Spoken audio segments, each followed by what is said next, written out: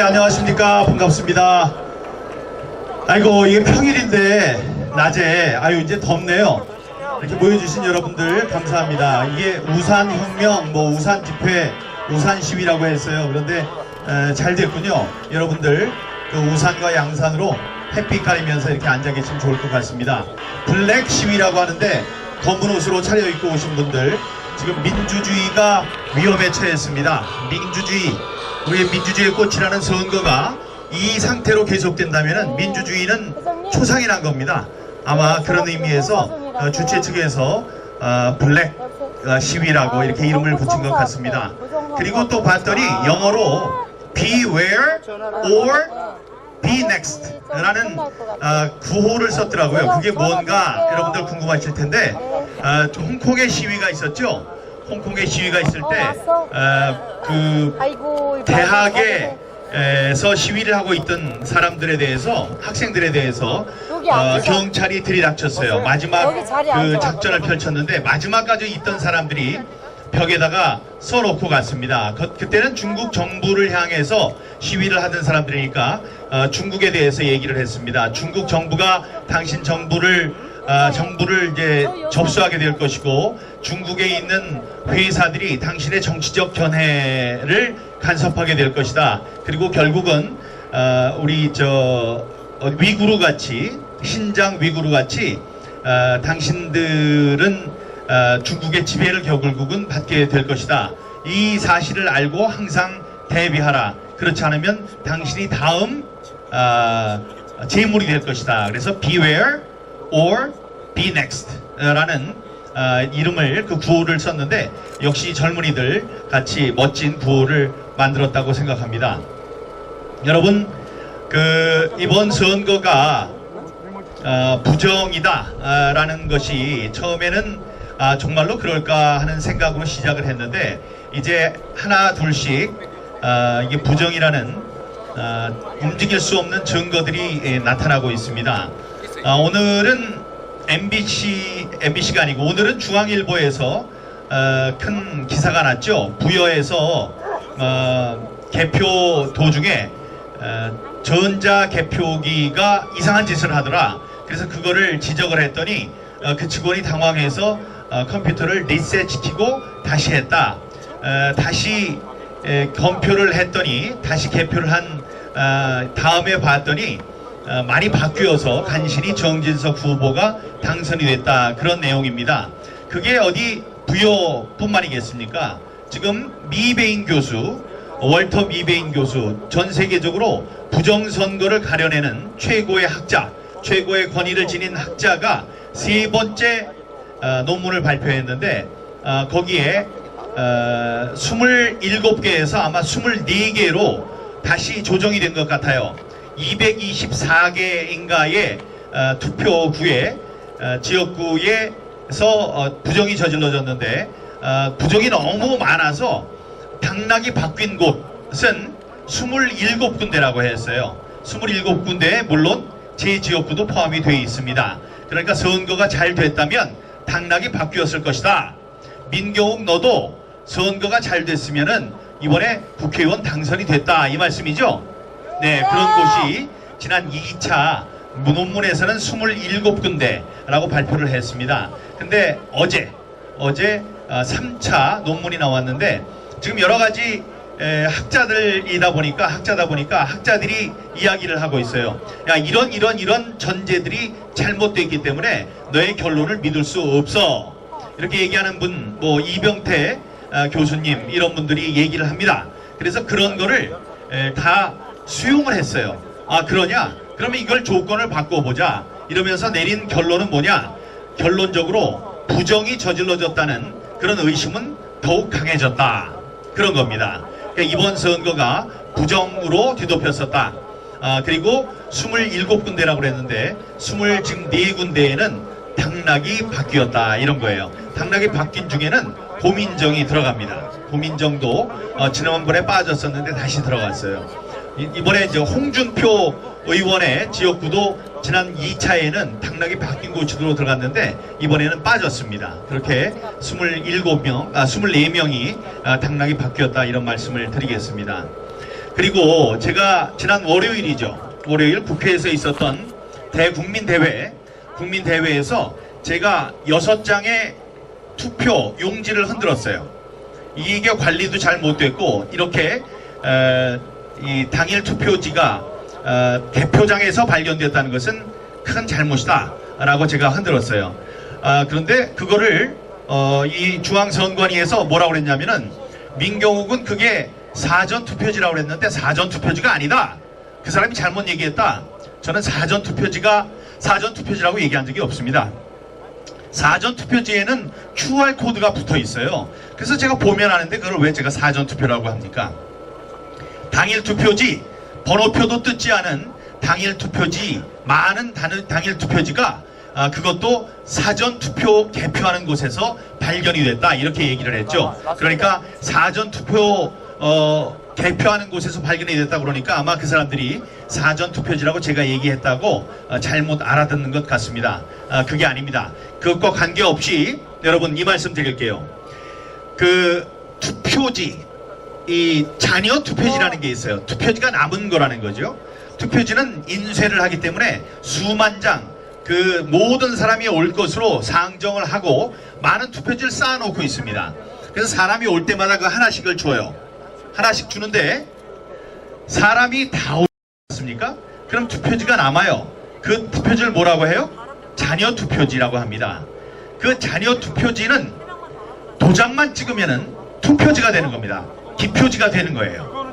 그래서 투표가 딱 종료되는 시점에 법에 뭐라고 되어 있냐면 투표가 종료되면 지체 없이, 그러니까 즉각 바로 그 봉인을 해서 이 잔여 투표지는 선관위로 이송하라 이렇게 되어 있습니다.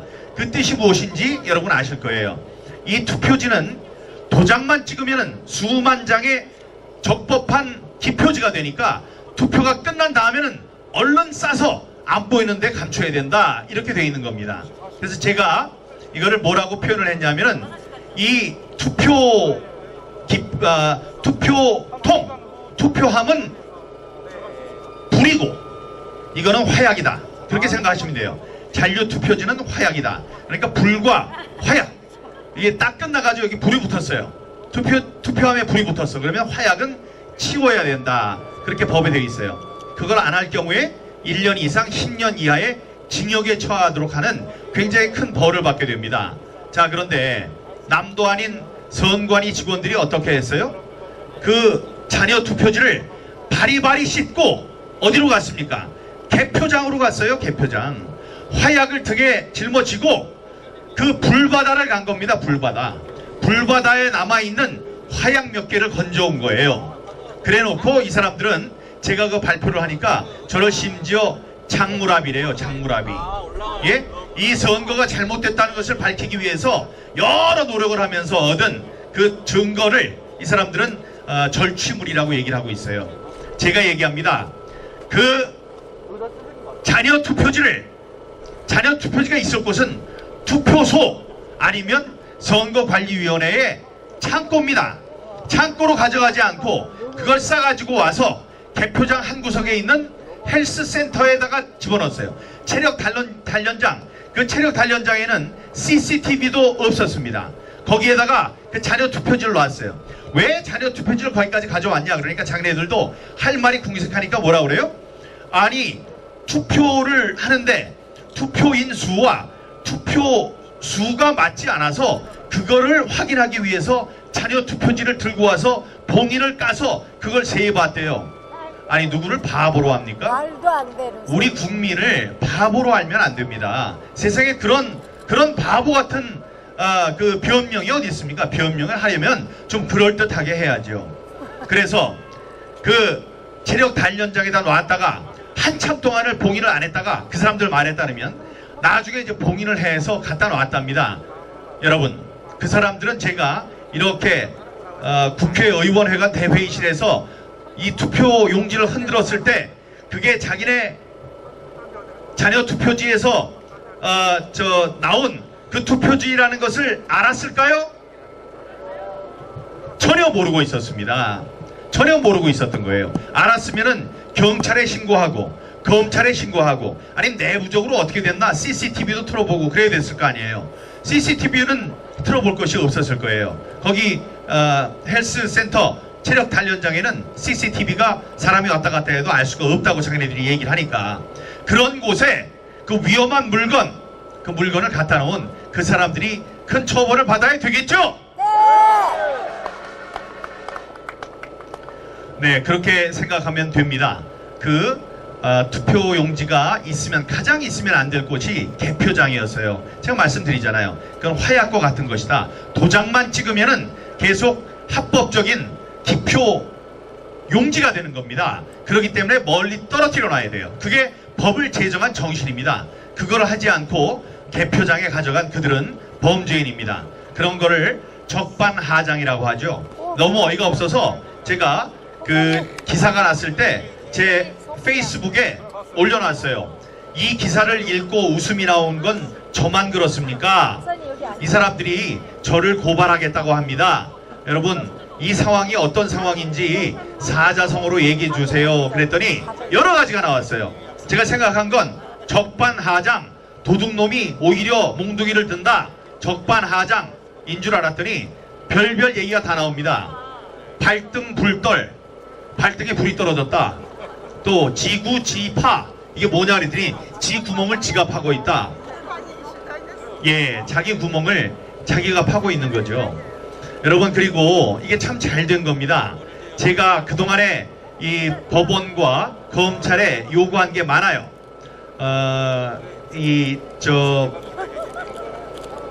고발도 했고, 다음에 이 증거를 보전해달라 하는 보전 신청도 했습니다. 근데 그게 받아들여지지 않아서 즉각 항고도 했고, 다음에 다른 방법으로 반출 금지 가처분 신청도 했고, 다음에 그 서버를 주지 않겠다, 비례대표 용지를 주지 않겠다라고 하는 사람들을 고발 조치도 했고, 근데 그 전에 여기 바로 오른쪽 이 중앙선관위에 있는 조혜주 상임위원, 이 사람을 비롯한 이름을 알 수 없는 몇몇 IT 관련된 범죄자들을 이번에 부정선거 혐의로 고발을 하는 고발장을 대검에 제가 제출을 했습니다. 예. 그리고 대법원에는 여러분들이 아시다시피 이번 선거가 무효입니다. 무효라는 것을 가려주십시오. 재검표를 하겠습니다. 라고 하는 무효 소송을 또 제기를 했죠. 여기 계시는 애국시민 여러분들 그 자리에 함께 계셨던 걸 제가 잘 알고 있습니다.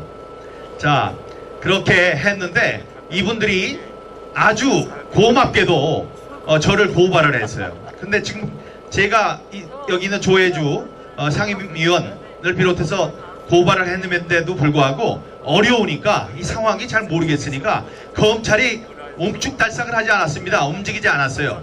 그래서 가만히 기다리고 있었는데 여기 구리 선관위의 얘기를 듣고 중앙선관위에서 저에게 저를 수사해달라고 대검에 수사 의뢰를 했습니다. 그러면 양쪽에서 수사를 해달라고 하는 거잖아요. 그러면 이 사람들이 기다릴 필요가 없죠. 그래서 의정부에 있는 검사들이 이제 저와 이 고발 사건을 수사하게 됐습니다. 그러면 이거는 무슨 수사가 시작된 거예요? 이번 부정선거에 대한 검찰의 수사가 시작된 겁니다, 여러분. 검찰은 울고 싶었죠. 울고 싶었는데 누가 뺨을 딱 때려줬어요. 그래서 제가 아주 기쁩니다. 감사해요. 조혜주 상임위원 땡큐. 예, 고맙습니다. 결국은 부정선거에 대한 전모가 이제 드러나게 될 겁니다. 부정선거의 증거가 가장 많이 있는 곳은 이제 법원이에요. 법원에 제 표들이 가 있습니다. 그러니까 표를 전부 다 까면 되고, 그 다음에 우리가 비례대표 표가 필요하다. 비례대표 표가 필요합니다. 같이 지역구 표, 비례대표 표를 놓고 우리가 투표를 했거든요. 그러니까 교차 투표를 어떻게 했는지, 여기는 요만큼 투표하고 이건 이만큼 투표했다고 그러는데 그게 맞는지, 그러니까 당은 민주당을 지지를 하고, 그래도 인물은 민경욱이야, 한 사람이 많다는데 그게 진짜인지, 우리 민경욱이 이쪽이 제일 좋아 하지만 당은 민주당이야 라고 찍은 사람들이 많다는데 그게 사실인지, 그걸 알아보기 위해서는 비례대표의 표가 필요했어요. 근데 주지 않았습니다. 그런데 정말로 고맙게도 기독자유당 김문수 대표가 이끄는 기독자유당에서 제 지역구에 있는 비례대표 용지를 증거 보존해달라는 신청을 했습니다, 여러분. 그게 무슨 말이냐? 이제는 제 지역구에 있는 모든 표가 확보되게 됐어요. 그래서 비례대표 표도 보고 지역구 표도 보고 이게 뭐가 잘못됐는가를 우리가 한번 살펴볼 수 있게 됐다, 그런 말씀이 되겠습니다. 우리 존경하는 애국시민 여러분, 애국시민 여러분 이러니까 어느 분이 얘기를 했어요. 애국시민이라고 그러면은 애국시민이라고 너무 좁히는 것 같다. 그러면 그냥 시민들이 안 오니까 시민 여러분 이러는 거 어떠냐.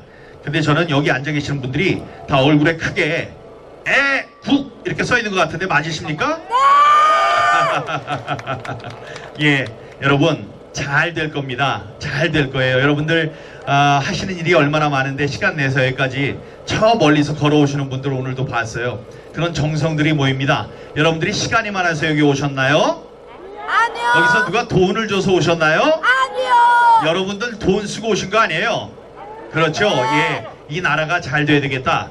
자, 우리가 돈을 줘서 몇 억씩 받고 있는 이 공무원들 똑바로 일하지 않으면은 우리 나라가 망하겠다, 그런 생각에 다들 오신 거죠? 네.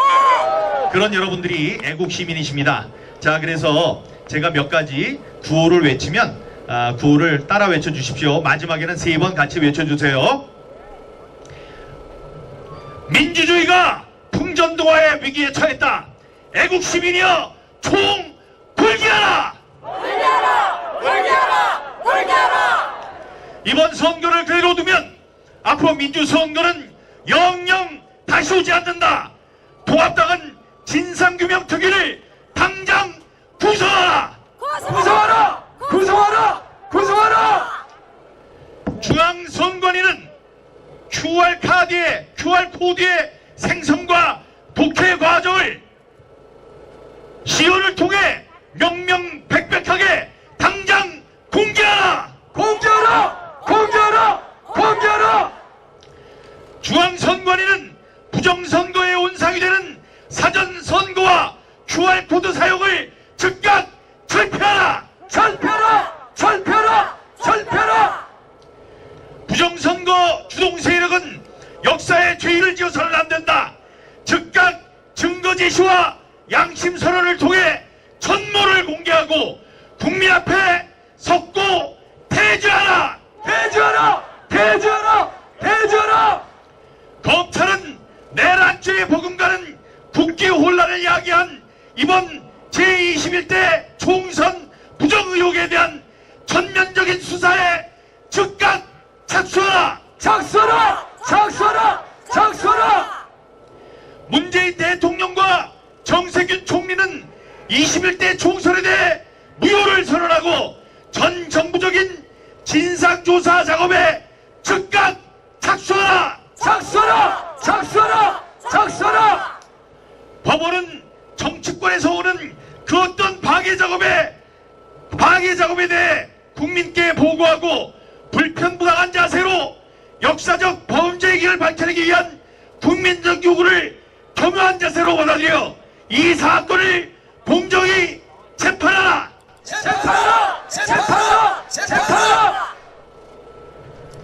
여러분 감사합니다. 지난 3.15 부정선거 4.19 국민혁명 있어서 해가 1960년 경자년 해입니다. 우리가 60년 만에 맞는 경자년입니다. 또 3.15 부정선거였는데 이번엔 4.15 부정선거입니다. 아마 우리나라의 정착한 민주주의는 60년마다 이렇게 극심한 시련을 겪는 것 같습니다. 민주주의는 역사를 통해 눈물과 땀과 피로 지켜졌고 가장 혹독한 검증을 거쳐왔습니다. 이번도 선거에 대해서 민주주의 꽃이라는 선거에 대해서 각종 의혹이 쏟아지고 있습니다. 이 의혹을 받아들여서 검증하는 것이 민주주의를 살리는 길입니다. 민주주의의 수호를 위해서 나오신 여러분들, 민주주의를 지키기 위한 투쟁을 함께하는 국민 여러분, 애국시민 여러분께 제 마음 가장 깊은 곳에서 우러나는 존경심을 올립니다. 여러분이 애국자 마치겠습니다. 여러분 감사합니다. 존경합니다. 제18대 대통령에 당선된 박근혜 대통령은 51.6%인 1,500만 여표로 대한민국의 최초 여성 대통령이 되셨습니다. 부친 박정희 대통령의 정신을 가지고 대한민국과 결혼했다고 하는 그는 오직 대한민국만을 바라보고 국정을 해오던 중 온갖 불의한 세력들에 의해 탄핵이라는 어처구니 없는 불행한 사태를 맞아 지난 2017년 3월 31일 서울구치소에 수감되어 지금까지 옥살이를 하고 있습니다.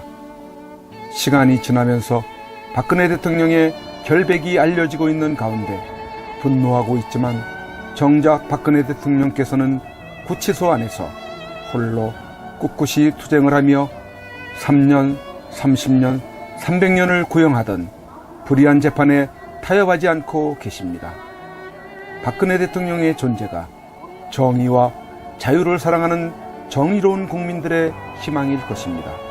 하지만 오랜 기간 동안 구치소 생활 가운데 정신은 강할지라도 육신은 쇠약해져 계실 것입니다.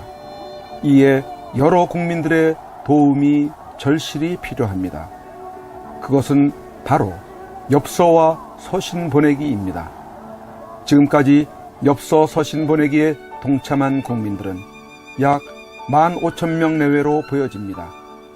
이는 박근혜 대통령을 18대 대통령으로 선택해 주신 유권자 1,500만 명의 0.1%에 해당하는 아주 적은 수치입니다.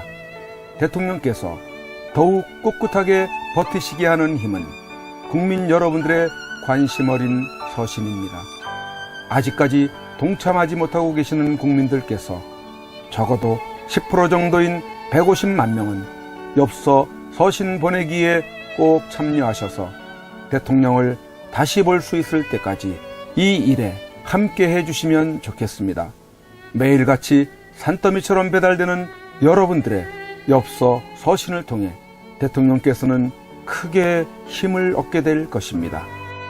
참여하는 방법으로는 선구자 방송에서 발행한 엽서를 주문하여 보내시고자 하시는 분들은 선구자 방송 연락처 010-2507-4861에 문자로 여러분의 성함과 정확한 집 주소와 엽서 수량을 적어 주시기를 바랍니다.